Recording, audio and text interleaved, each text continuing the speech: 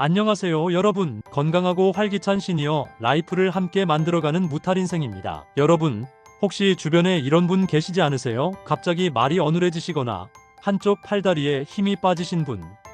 나이 들어서 그런가 보다 하고 넘어가셨다가 큰일 나신 경우 말이에요.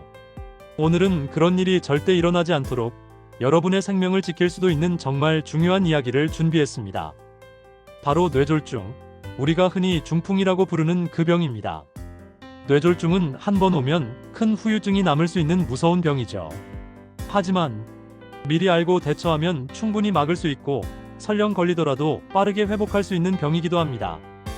오늘 영상 끝까지 보시면 여러분은 세 가지를 확실히 알게 되실 겁니다. 뇌졸중이 정확히 어떤 병인지, 어떤 증상이 나타났을 때 바로 병원에 가야 하는지, 그리고 재발을 막는 생활 습관까지. 특히 오늘 제가 알려드릴 세 가지 위험 신호, 이것만큼은 꼭 외워두세요. 자, 그럼 시작해볼까요? 먼저 뇌졸중이 정확히 뭔지부터 알아야겠죠? 뇌졸중이란 한마디로 뇌로 가는 혈관에 문제가 생겨서 뇌세포가 손상되는 병입니다. 쉽게 비유하자면 이렇습니다. 우리 집에 수도관이 있잖아요. 그 수도관으로 물이 잘 흘러야 집안에서 물을 쓸 수 있죠. 그런데 만약 수도관이 막히거나 구멍이 나서 물이 새면 어떻게 될까요? 물을 쓸 수 없게 되고 집안이 엉망이 되겠죠. 뇌도 마찬가지입니다. 뇌에는 아주 가느다란 혈관들이 거미줄처럼 연결되어 있어요. 이 혈관을 통해 산소와 영양분이 공급되는데 이 혈관이 막히거나 터지면 뇌세포가 죽게 됩니다. 그래서 뇌졸중은 크게 두 가지로 나뉩니다. 첫 번째, 뇌경색. 혈관이 막혀서 피가 통하지 않아 생기는 경우입니다. 마치 수도관에 때가 잔뜩 끼어서 물이 안 나오는 것처럼 뇌세포가 산소를 못 받아서 죽게 되는 거죠. 전체 뇌졸중의 약 80%가 이 뇌경색입니다. 두 번째, 뇌출혈. 혈관이 터져서 피가 새어나오는 경우예요. 이 피가 주변 뇌조직을 누르고 손상시켜서 뇌 기능이 망가지는 겁니다. 수도관에 구멍이 나서 물이 콸콸 새는 것과 비슷하다고 보시면 됩니다. 원인은 다르지만 결국 뇌세포가 갑자기 손상된다는 점에서 증상은 비슷하게 나타납니다. 그런데 여러분, 여기서 정말 중요한 게 있습니다. 뇌세포는 한 번 죽으면 다시 살아나지 않습니다. 우리 몸의 다른 세포들은 상처가 나도 재생이 되잖아요. 피부도 벗겨지면 다시 나고 뼈도 부러져도 붓고. 그런데 뇌세포만큼은 예외예요. 한 번 죽으면 끝입니다. 그래서 뇌졸중은 시간과의 싸움입니다. 1분 1초가 아까운 응급 상황이에요. 그럼 이런 무서운 뇌졸중은 왜 생기는 걸까요? 가장 큰 원인은 바로 동맥경화입니다. 동맥경화란 혈관벽에 찌꺼기가 쌓여서 혈관이 좁아지고 딱딱해지는 현상을 말합니다. 여러분, 오래된 수도관 생각해보세요. 처음엔 깨끗했지만 오래 쓰다 보면 안쪽에 녹이 슬고 때가 끼죠. 그러면 물이 흐르는 길이 좁아져서 수압이 세지고 결국 터지거나 막히게 됩니다. 우리 혈관도 똑같습니다. 나이가 들면서, 그리고 나쁜 생활 습관이 쌓이면서 혈관 벽에 콜레스테롤이나 지방이 쌓입니다. 이걸 죽상반이라고 하는데요. 이게 점점 커지면 혈관이 좁아지다가 결국 막히게 됩니다. 또 한 가지 중요한 원인이 있습니다. 바로 혈전이에요. 혈전이란 쉽게 말해 피떡입니다. 몸 어딘가에서 생긴 이 피떡이 혈류를 타고 둥둥 떠다니다가 뇌로 가는 가느다란 혈관에 딱 걸려버리는 거죠. 그러면 그 순간부터 그 혈관 너머에 있는 뇌세포들은 산소를 못 받게 됩니다. 그럼 이런 걸 더 쉽게 일으키는 위험 요인은 뭘까요? 바로 고혈압, 당뇨, 흡연, 고지혈증, 고령 심혈관 질환 등이 있습니다. 첫 번째, 고혈압은 혈압이 높으면 혈관벽에 계속 압력이 가해져서 혈관이 손상되고 약해집니다. 두 번째, 당뇨는 혈당이 높으면 혈관벽이 손상되고 동맥경화가 빨리 진행됩니다. 세 번째, 흡연은 담배 연기 속의 독성 물질이 혈관을 딱딱하게 만들고 혈전을 잘 만듭니다. 네 번째, 고지혈증은 콜레스테롤이 높으면 혈관에 찌꺼기가 더 많이 쌓입니다. 다섯 번째, 고령은 나이가 들수록 혈관도 자연스럽게 노화됩니다. 여섯 번째, 심장질환은 특히 심방세동 같은 부정맥이 있으면 심장에서 혈전이 만들어져 뇌로 날아갈 수 있습니다. 이런 요인들이 겹치면 겹칠수록 뇌졸중 위험은 배로 높아집니다. 자, 이제부터가 오늘 하이라이트입니다. 여러분, 핸드폰 메모장 꺼내세요. 아니면 종이와 펜을 준비하셔도 좋습니다. 뇌졸중의 대표 증상 3가지. 이것만큼은 꼭 외워두셔야 합니다. 나중에 여러분 자신의 생명을 혹은 사랑하는 가족의 생명을 구할 수 있는 지식입니다. 첫 번째 증상, 한쪽 팔다리에 힘이 빠진다. 평소처럼 밥을 먹고 있는데 갑자기 젓가락을 떨어뜨렸어요. 아, 깜빡했나? 하고 다시 들려고 하는데 손에 힘이 안 들어갑니다. 컵을 들다가 떨어뜨리거나 걷는데 한쪽 다리가 자꾸 끌리고 몸이 한쪽으로 기울어집니다. 이런 증상을 편측마비라고 합니다. 뇌의 왼쪽이 손상되면 오른쪽 몸에, 뇌의 오른쪽이 손상되면 왼쪽 몸에 증상이 나타나는데요. 한쪽 팔다리에 갑자기 힘이 빠지거나 감각이 무뎌진다면 이건 단순한 피로가 절대 아닙니다. 간단한 자가 테스트 방법이 있습니다. 두 팔을 앞으로 쭉 펴서 눈높이까지 올려보세요. 10초 정도 그 상태로 있을 때 한쪽 팔이 아래로 떨어진다면 바로 뇌졸중을 의심해야 합니다. 두 번째 증상, 얼굴이 한쪽으로 삐뚤어진다. 거울을 봤는데 뭔가 이상합니다. 웃으려고 하는데 입이 한쪽으로만 올라가요. 이 소리를 내며 이를 드러내 보이면 한쪽만 움직이고 한쪽은 안 움직입니다. 이게 바로 안면마비 증상입니다. 가족이 봤을 때요, 얼굴이 좀 이상한데? 하고 느껴진다면 바로 확인해 봐야 합니다. 자가 테스트 방법. 거울 앞에서 크게 웃어보세요. 양쪽 입꼬리가 대칭적으로 올라가나요? 한쪽만 올라가거나 한쪽이 처진다면 위험 신호입니다. 세 번째 증상, 말이 어눌하거나 말이 안 나온다. 말을 하려고 하는데 발음이 꼬입니다. 밥 먹었어요가 밥 먹었어요처럼 들립니다. 혹은 머릿속에선 분명히 말이 떠오르는데 입 밖으로 나오질 않아요. 상대방이 말하는 걸 듣고도 이해가 안 됩니다. 이런 증상을 언어장애라고 합니다. 크게 두 가지로 나뉘는데요. 실어증, 머릿속에서 단어가 생각나지 않거나 상대방 말을 이해하지 못하는 경우. 구음장애, 머릿속엔 단어가 떠오르는데 발음을 제대로 못하는 경우. 둘 다 뇌졸중의 전형적인 신호입니다. 자가 테스트 방법. 간장 공장 공장장은 강 공장장이고 된장 공장 공장장은 공 공장장이다. 이 문장을 또박또박 말해보세요. 발음이 꼬이거나 말이 잘 안 나온다면 위험합니다. 자, 여러분, 정리해볼까요? 뇌졸중 3대 증상. 한쪽 팔다리 힘 빠짐, 얼굴 한쪽 삐뚤어짐, 말이 어눌하거나 안 나옴. 이 3가지 중 하나라도 나타나면 무조건 병원입니다. 특히 3가지가 동시에 나타난다면 뇌졸중일 확률이 70% 이상입니다. 그 외에도 이런 증상들도 주의하세요. 갑자기 심한 두통이 온다. 한쪽 눈이 갑자기 안 보이거나 시야가 좁아진다. 어지럽고 중심을 못 잡는다. 물건이 2개로 보인다. 이런 증상들도 뇌졸중의 신호일 수 있습니다. 자, 이제 제일 중요한 부분입니다. 만약 지금 말씀드린 증상이 나타났다면 어떻게 해야 할까요? 절대 하면 안 되는 행동들. 좀 쉬면 낫겠지. 절대 안 됩니다. 우황청심환 먹고 자면 괜찮겠지. 시간만 허비합니다. 자녀에게 전화해서 데리러 오라고 해야지. 너무 느립니다. 병원 갈 준비 좀 하고. 그럴 시간 없습니다. 뇌졸중은 시간이 곧 생명입니다. 의학계에 이런 말이 있습니다. Time is brain. 시간이 곧 뇌다. 1분에 190만 개의 뇌세포가 죽어갑니다. 1시간이면 1억 개가 넘는 뇌세포가 사라집니다. 그래서 골든타임이 정말 중요합니다. 뇌경색의 경우 증상 발생 후 3에서 4.5시간 이내에 병원에 도착해야 혈전 용해제를 쓸 수 있습니다. 이 약은 혈관을 막고 있는 혈전을 녹여서 다시 피가 통하게 해줍니다. 시간이 조금 더 지났어도 여시간 이내라면 혈관 내 혈전 제거술이라는 시술을 할 수 있습니다. 하지만 이 시간을 넘기면 치료 효과가 급격히 떨어지고 후유증이 심하게 남을 수 있습니다. 다음은 반드시 해야 할 행동입니다. 첫 번째는 바로 119입니다. 119가 가장 빠릅니다. 구급차는 응급실에 미리 연락해서 병원 도착 즉시 치료를 받을 수 있게 해줍니다. 일반 차로 가면 응급실에서 대기해야 할 수도 있어요. 전화할 때는 이렇게 말씀하세요. 지금 한쪽 팔에 힘이 안 들어가고 말이 어눌해요. 뇌졸중 같아요.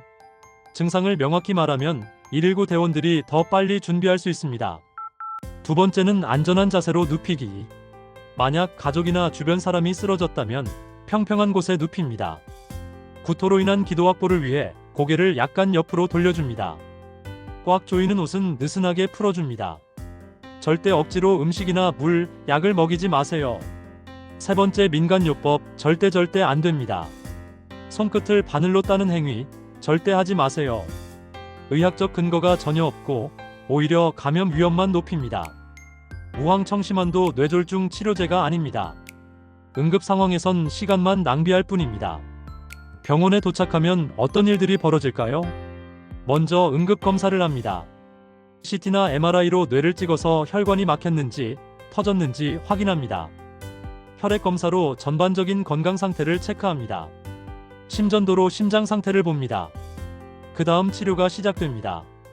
뇌경색인 경우 골든타임 안에 도착했다면 혈전 용해제 투여, 필요하면 혈관 내 혈전 제거술, 약물 치료로 더 이상의 혈전 생성 방지합니다. 뇌출혈인 경우 출혈이 심하면 응급 수술을 하게 되고 혈압 조절, 뇌압 조절 뒤에 치료를 하게 됩니다. 급성기 치료는 보통 5일에서 2주 정도 걸립니다. 그 다음엔 재활 치료가 시작됩니다. 재활은 뇌졸중 치료에서 정말 중요합니다. 약물 치료만큼이나 어쩌면 더 중요할 수도 있어요. 물리 치료를 통해 마비된 팔다리의 기능을 회복시키고 작업 치료, 언어 치료를 통해 일상생활 능력과 말하는 능력을 회복시킵니다. 재활은 빠르면 빠를수록 좋습니다. 병상에 누워만 있으면 근육이 굳고 관절이 굳어서 나중에 회복이 더 어려워집니다. 자, 그럼 회복은 가능할까요? 좋은 소식이 있습니다. 실제 병원 통계를 보면 치료 후 3개월에 60%의 환자가 일상생활로 복귀합니다. 1년 후에는 65%까지 회복합니다. 즉, 2명 중 1명 이상은 충분히 회복된다는 뜻입니다. 물론 일부는 후유증이 남을 수 있습니다. 편측마비가 완전히 회복되지 않거나 언어장애가 남거나 인지기능이 떨어질 수 있습니다. 하지만 빠른 치료와 꾸준한 재활이 있다면 삶의 질을 크게 높일 수 있습니다. 제가 아는 한 환자분은 70대 중반에 뇌졸중이 오셨는데요. 골든타임 안에 병원에 가셔서 치료받고 6개월 동안 열심히 재활하신 결과 지금은 혼자 산책도 하시고 손주들 밥도 차려주신답니다. 포기하지 않으면 기적은 일어납니다. 자, 이제 마지막 파트입니다. 뇌졸중을 한번 겪으신 분들 혹은 위험 요인이 있으신 분들을 위한 재발 방지 및 예방법입니다. 여러분, 뇌졸중은 재발률이 높은 병입니다. 한번 뇌졸중을 겪은 분의 약 30%가 5년 안에 재발한다는 통계가 있어요. 하지만 반대로 생각하면 70%는 재발하지 않는다는 뜻이기도 합니다. 제대로 관리하면 충분히 재발을 막을 수 있다는 거죠. 재발을 막는 3가지 황금 수칙. 첫 번째, 약은 절대 끊지 마세요. 이제 몸이 좋아진 것 같은데 굳이 약을 먹어야 하나? 이런 생각 절대 금물입니다. 의사 선생님이 처방해주신 약은 꼭 먹어야 합니다.